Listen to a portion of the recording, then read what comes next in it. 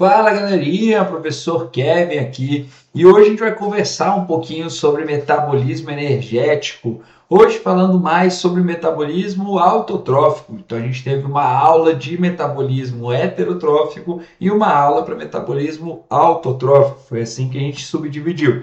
Então só recordando um pouquinho isso aqui. Quando se fala de metabolismo heterotrófico, era o metabolismo em que eu tinha como foco a produção de moléculas de ATP, tá? Então, toda vez que a gente pensar em metabolismo heterotrófico, você vai pensar em produção de molécula de ATP. Toda vez que você pensar em metabolismo autotrófico, você vai pensar em produção de moléculas de glicose. E a gente sempre, como a glicose é uma molécula mais energética, a reação ela é endotérmica, né? Ela absorve energia. Então a gente sempre fala de onde vem a energia. Então, se é fotossíntese, a energia veio da luz. Se é quimiossíntese, a energia veio de uma reação química de oxidação. Então, tudo depende da fonte energética ali naquele caso, certo? Então, hoje a gente vai entender um pouquinho mais sobre justamente esse metabolismo energético que é autotrófico ali, tanto em fotossíntese como quimiossíntese, perfeito? Quando se fala de fotossíntese, a fotossíntese é a produção da glicose através da energia de quem? Da luz, tá? Então, sempre produção de glicose através da energia luminosa. Você tem duas reações globais possíveis, tá bom? Essa primeira aqui, que é bastante conhecida e bastante comum, e essa segunda aqui, que é para as pessoas que são um pouquinho mais chatinhas, vamos dizer assim, tá? Eu sou chato, então eu gosto de baixo, beleza? Então, a de baixo, ela coloca água tanto nos reagentes como água nos produtos, tá? Pô, Kevin, mas por que isso? Por que não coloca igual de cima logo, mais simplificada, mais tranquilo? Porque isso é um conceito, tá, gente? Isso quer dizer o quê? Isso quer dizer que todo oxigênio que está aqui, ele teve a fonte na molécula de água. Então, aqui não tem 12 oxigênios na molécula de água, aqui não tem 12 oxigênios no gás oxigênio, então eu posso falar que todo oxigênio ele veio da fotólise da água. Tá? É por isso que a gente gosta dessa segunda aqui, dessa de baixo, é a mais legal, certo? Mas a de cima não está errada de jeito nenhum. Então, se você colocar uma ou outra numa questão, ou se aparecer no texto de uma questão uma ou outra, tanto faz, as duas elas podem ser consideradas corretas, beleza? A fotossíntese ela vai ser dividida em duas grandes etapas, e as duas ocorrem dentro do cloroplasto. Então, diferente da respiração celular, que parte acontecer no citoplasma e parte acontecer na mitocôndria, aqui não. Na fotossíntese, toda ela, 100%, ocorre dentro da organela, que faz fotossíntese chamada de cloroplasto. Então, isso aqui é uma organela chamada de cloroplasto. E tudo vai acontecer dentro do cloroplasto. O cloroplasto ele é dividido em duas etapas que importam para a gente hoje, beleza? Duas partes, na verdade, que importam para a gente hoje. Primeira parte são membranas em formato de discos, chamados de membranas tilacoides, tá? O conjunto de vários tilacoides a gente chama de grano, tá? Então, grano ou grana, tanto faz, é o conjunto de tilacoides, perfeito? Então, às vezes, quando a gente fala de grano, pensa que um tilacoide é uma moedinha, se eu tenho várias moedas, eu tenho grana, né? Então, eu tenho um grano ali presente, perfeito? Então, as membraninhas tilacoides ali é onde eu vou ter a minha fase clara da fotossíntese. A fase escura da fotossíntese, ela acontece dentro do líquido interno do cloroplasto. O líquido interno do cloroplasto é chamado de estroma, tá? Então, estroma a parte líquida do cloroplasto, tilacoide é a parte membranar do cloroplasto, perfeito? É no tilacoide aonde eu tenho a fase clara, aonde eu tenho a luz, e é no estroma aonde eu tenho a fase escura. A gente vai falar disso na nossa aula, mas é uma coisa muito importante você saber os produtos de cada uma delas, tá? Então, produto final da fase clara, oxigênio. Produto final da fase escura, glicose. Reagente da fase clara, água. Reagente da fase escura, CO2, certo? E tudo que veio da fase clara, perfeito? Então, CO2 mais ATP mais os hidrogênios que vieram da fase clara, perfeito? Mas a gente vai discutir um pouquinho sobre isso aqui, tá? Vamos lá. Quando se fala de fotólise da água é um processo da quebra da água na presença de luz. Então, quando a gente quebra a água na presença de luz, o que a gente forma é dois íons hidrônios, dois elétrons livres e a molécula de oxigênio. A molécula de oxigênio ela vai para a atmosfera. Então, a molécula de oxigênio ela vai ser excretada, perfeito? Então, ela vai para fora do vegetal, tranquilo? E o que a gente usa ali para fazer fotossíntese é justamente o H+, e o elétron livre produzido ali na fotólise da água. Aonde isso aqui ocorre? Nas membranas tilacoides. Lá nas membranas tilacoides, você vai ter a figura do fotossistema. O que é fotossistema? Fotossistema é a membrana tilacoide dotada de clorofila, certo? Então, clorofila, ele é o pigmento, clorofila, ele é nada mais nada menos do que o pigmento respiratório. Fotossintético. É por aqui, galera, que a gente consegue absorver a energia da luz, tá? Por que a gente chama de pigmento, Kev? Porque ele tem uma cor. A cor dele é verde. E é por isso que sempre o cloroplasto é representado de coloração verde e por isso que sempre clorofila é representado de coloração verde, porque o pigmento dele é verde e ele tem a função de absorver a energia da luz, tá? Lá no fotossistema você vai ter essas moléculas de clorofila ali presente, certo? Essas moléculas de clorofila, ela pode ser de clorofila A ou clorofila B. São clorofilas diferentes, tá bom? E elas têm excitações diferentes, tá? É só você saber disso. Mais do que isso não precisa saber, beleza? Então o que vai acontecer? Lá no fotossistema 1, que é o nome disso aqui, ó, fotossistema 1, você pode ter uma fotofosforilação chamada de cíclica, certo? Então, o que é a fotofosforilação cíclica? É uma etapa da etapa fotoquímica. Então, preste atenção. Vamos voltar lá no início, certo? A fase clara, ou também chamado de fase fotoquímica. O que ela tem presente nela? Ela tem presente a fotólise da água, que a gente acabou de ver, e além da fotólise da água, ela tem os processos chamados de fotofosforilação.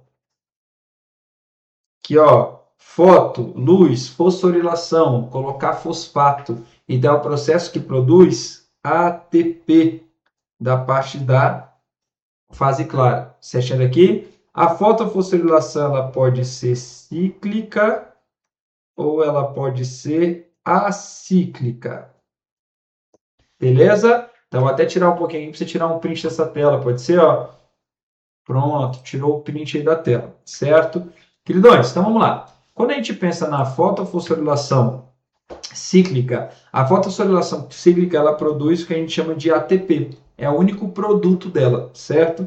Basicamente, o que vai acontecer é, quando a luz ela incide sobre o fotossistema 1, o que acontece? Esse fotossistema 1, ele excita os elétrons. Ao excitar os elétrons vão pulando de camada e ele vai cair numa cadeia transportadora de elétrons. Essa cadeia transportadora de elétrons é um complexo proteico presente lá na membrana do tilacoide, que é o complexo citocromo, que são as proteínas de membrana interna de cloroplasto. Perfeito?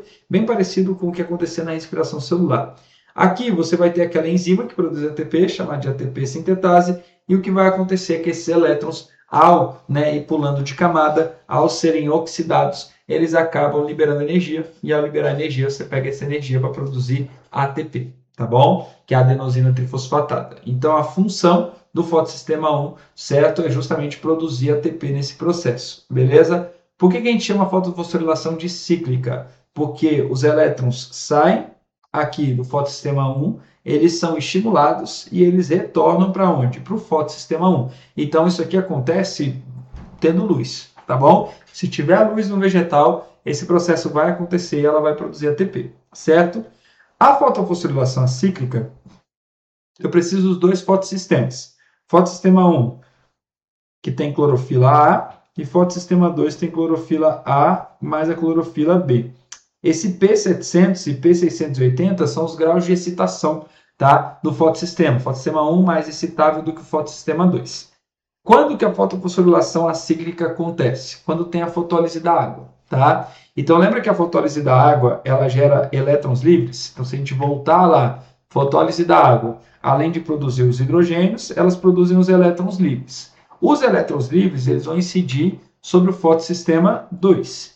Lá no fotossistema 2, a luz, ela bate no fotossistema 2, ele tem clorofila, ele absorve essa energia luminosa, deixa os elétrons excitados. Isso cai na cadeia transportadora de elétrons e isso produz ATP. Só que esse elétron pouco, né, excitado, depois que ele cai na cadeia transportadora de elétrons, ao invés de ele retornar para o fotossistema 2, ele incide sobre o fotossistema 1. Tá? E lá no fotossistema 1, eu acabo estimulando esses elétrons também pelo quem? Pela luz. Esses elétrons externos, quando eles são estimulados no fotossistema 1, eles vão reagir com a ferridoxina e ao invés deles serem, né, irem para a cadeia transportadora de elétrons para produzir ATP, eles vão reagir com essa enzima aqui, ó, chamada de NADP redutase. A NADP redutase, ela vai pegar o NADP, que é o transportador de cargas, lembra do NADFAD da respiração? Aqui é NADP, ele é um tipo de transportador de hidrogênio. Então, coloca aí, ó, NADP, ele é um transportador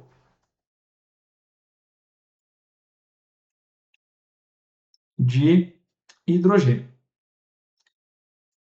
E o que vai acontecer? Esse NADP, certo? Ele reage com o hidrogênio que saiu da molécula de água. Então, ó, lembra que lá na fotólise da água saiu esse hidrogênio também? É esse hidrogênio que vai reagir com o NADP, certo? E aí o NADP ele vira NADPH, tá? Porque ele tem agora o quê? O hidrogênio que saiu da água, só que esse hidrogênio ele está excitado, ele está energizado, beleza? Então aqui não é qualquer hidrogênio. Esse hidrogênio é um hidrogênio excitado. É por isso que a molécula de glicose fica super energética, galera. Então, lembra quando a gente falou de respiração celular? A gente comentou que o que eu queria era o hidrogênio da glicose, porque o hidrogênio que tinha muita energia. Por que o hidrogênio da glicose tem muita energia? Porque ele passa desse processo aqui. Então, esse hidrogênio ele fica super excitado. Logo, ao ser inserido na molécula de glicose, eu estou inserindo um átomo que está em alto grau de energização. E isso é o que vai fazer justamente a glicose ser uma molécula tão, mas tão energética ali dentro do metabolismo, né, dos seres vivos. Perfeito? Quando a gente termina a fase clara da fotossíntese, o que a gente tem como produto dessa fase clara, certo? Então, a fase clara, ela deu para a gente quais produtos? Ela deu oxigênio, que foi excretado, concorda comigo? Então, oxigênio que virou excreta. Ela deu NADPH, pode aparecer como NADPH2 também, tá, galera? Tanto faz. E ela deu ATP. O que eu vou fazer? Eu vou usar esse NADPH e ATP no ciclo das pentoses, que é chamado de fase escura da fotossíntese.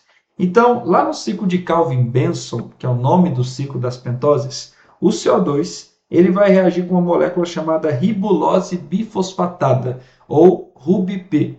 Tá? A RuBP, ou a ribulose bifosfatada, ela vai reagir com o CO2 através de uma enzima chamada de rubisco. Então, a rubisco é uma enziminha que vai juntar esses dois caras. Ao juntar, ela forma 12 moléculas de um composto que tem 3 carbonos, chamado PGA. Certo? Esse PGA ele vai ser fosforilado e ele vai, né, passar por um processo de oxidação pela liberação de NADPH, certo? Então, aqui que eu vou pegar, ó, esse NADPH e esse ATP, ele é usado aqui.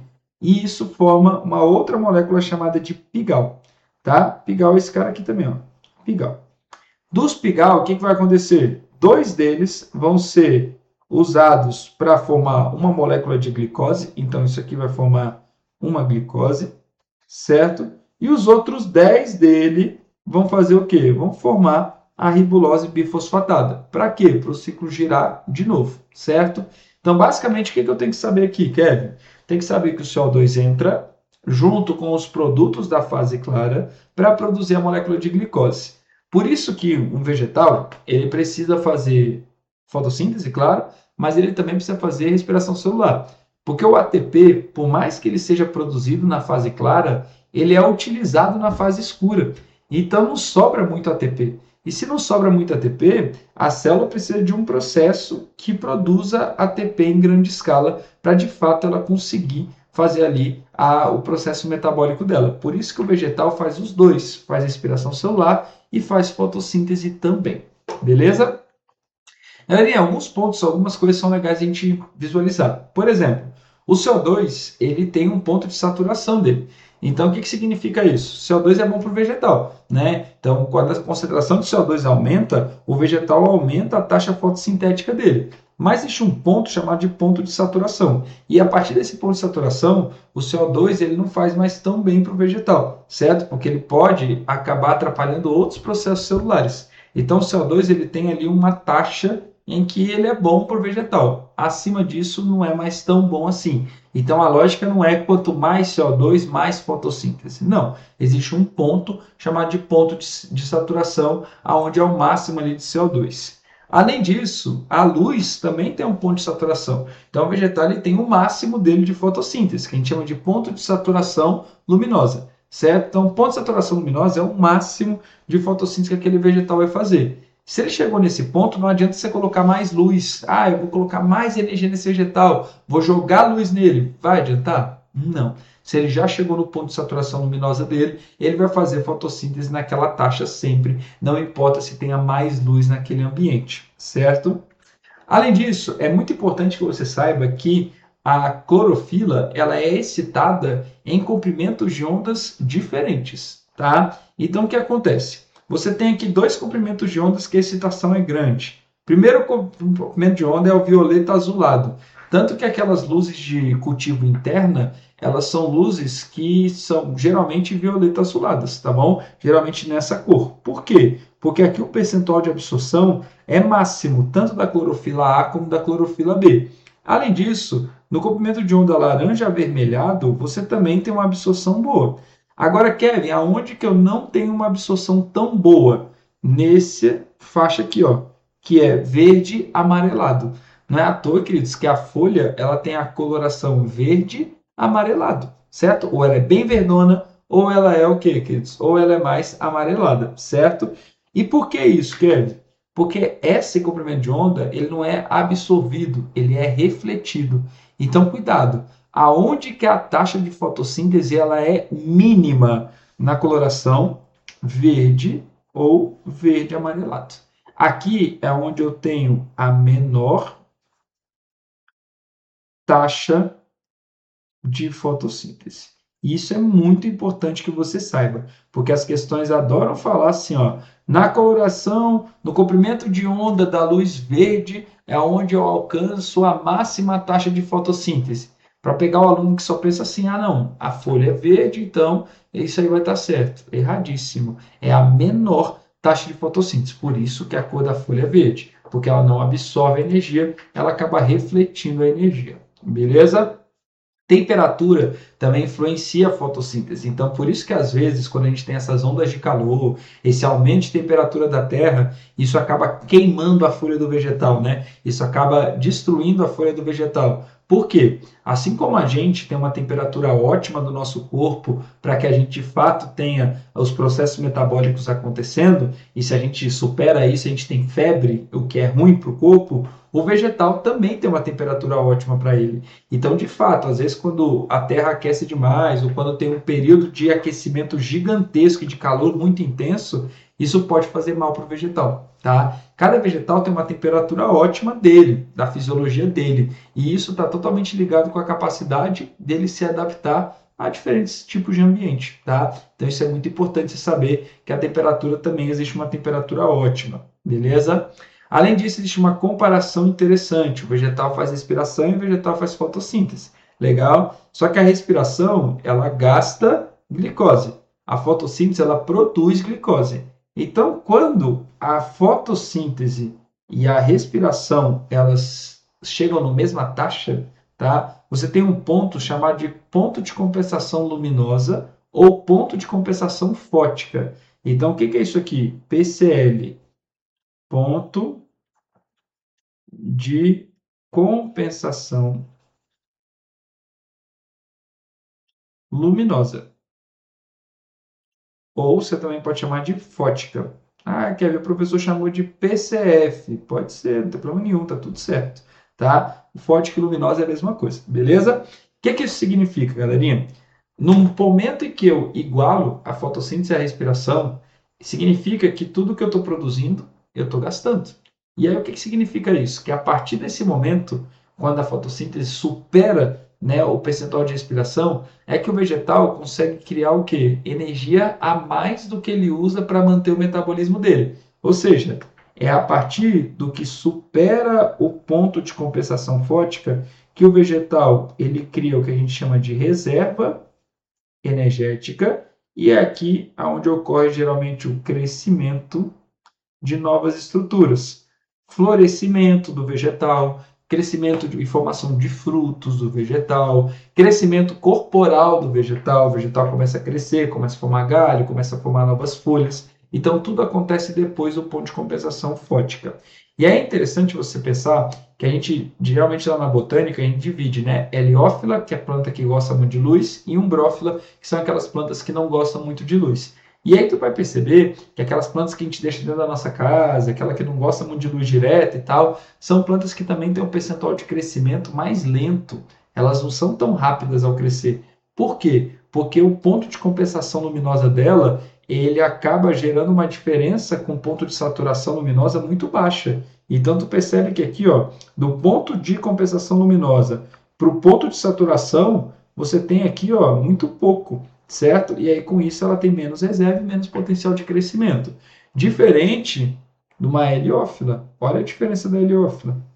Olha a quantidade, né, que ela tem ali, né, de saturação a mais do que o ponto de compensação luminosa. Então ela realmente ela precisa de mais luz para ela conseguir chegar nesse ponto máximo dela. Então é uma planta que se eu colocar ela dentro da minha casa, ela não vai viver legal, inclusive pode morrer. Então geralmente a gente deixa ela num local aberto, num local que tenha luminosidade, num lugar que pega a luz por um tempo, certo? E aí ela começa a se desenvolver. Por isso que quem mora em apartamento precisa escolher muito bem o que vai plantar dentro do apartamento. Porque às vezes a pessoa quer lá na sacada do apartamento produzir um monte de coisa, né? Gosta de planta, gosta de flor, gosta de produzir hortinha, e aí quer fazer tudo isso na sacada do apartamento. Só que aí às vezes escolhe umas plantas que precisa de muita luz. E essa sacada do apartamento vai lá e pega a luz 3 horas por dia só. Não vai ser suficiente para essa planta crescer, para essa planta ficar saudável. Tem planta que precisa de sol pleno por muito tempo, tá? Então a gente precisa escolher as plantas também, né, em relação a essa característica de qual luminosidade que ela precisa para crescer. Beleza? A quimiossíntese, galera, ela é muito parecida com a fotossíntese. O que muda é que aqui não tem fase clara, certo? Então a primeira fase da quimiossíntese, ao invés de ser uma fase clara, ela é uma fase de oxidação. Tá? Então a gente chama essa primeira fase de fase oxidativa, que é onde eu vou ter a reação de oxidação, certo? Essas reações de oxidação, elas vão liberar energia, ATP, e vão liberar NADPH. Para quê, Kevin? Para girar o ciclo de carbono, produzir o mesmo pigal que a gente falou, e a partir daqui produzir a molécula de glicose, certo? Você só pode, né, pensar no seguinte, cara, quem que tem mais energia? Uma reação de oxidação ou a luz do sol? Né? Então, a luz do sol tem muito mais energia do que reações de oxidação. Então, evidentemente que fotossíntese rende muito mais do que quimiossíntese. Mas em locais afóticos, né? Em locais que não tem, né, luminosidade, realmente esse processo é um processo bem legal. É um processo em que o indivíduo consegue sobreviver mesmo sem a luz ali existente naquele ambiente, tá? Então, bem interessante de você saber disso. Aqui você tem várias bactérias que são quimiosintetizantes. Então, por exemplo, se tu lembrar lá do ciclo do nitrogênio, né, aquelas bactérias que a gente fala no ciclo, nitrossomona, nitrobacter, são todas bactérias quimiosintetizantes, elas são quimioautotróficas e elas, através da oxidação do nitrogênio, né, então, através da oxidação aqui de compostos nitrogenados, ela acaba produzindo essa energia e é para isso que ela faz, né, toda aquela oxidação, certo? Então, justamente para ela conseguir produzir as moléculas orgânicas ali presentes no corpo dela. Beleza? Galerinha, por hoje é só. Tu percebe que é uma aula assim complexa, né? São muitos dados, muito conteúdo aqui. Tanto a aula de respiração e fermentação como uma aula de quimiossíntese e fotossíntese são aulas pesadas, tá? Então assim, minha dica para tu é que você de fato consiga ver com calma e que você não desista no meio da aula, tá? Então não desiste, vê quantas vezes for necessário. Então às vezes a gente demora mesmo para aprender determinados conteúdos que ele tem uma dificuldade maior, tá? Então veja, né, isso aqui com calma, principalmente se você quer, gente, um curso de saúde, se você quer um curso de biologia, né, então biologia veterinária, odonto, medicina, tudo isso aqui você precisa estudar, né, esses conteúdos posteriormente. Então, se você chegar na universidade já sabendo um pouco desse conteúdo, isso vai facilitar também tua vida futura. Então, assim, não compensa desistir desse conteúdo, tá bom? Um beijo, queijo para você e até a nossa próxima aula. Tchau, tchau.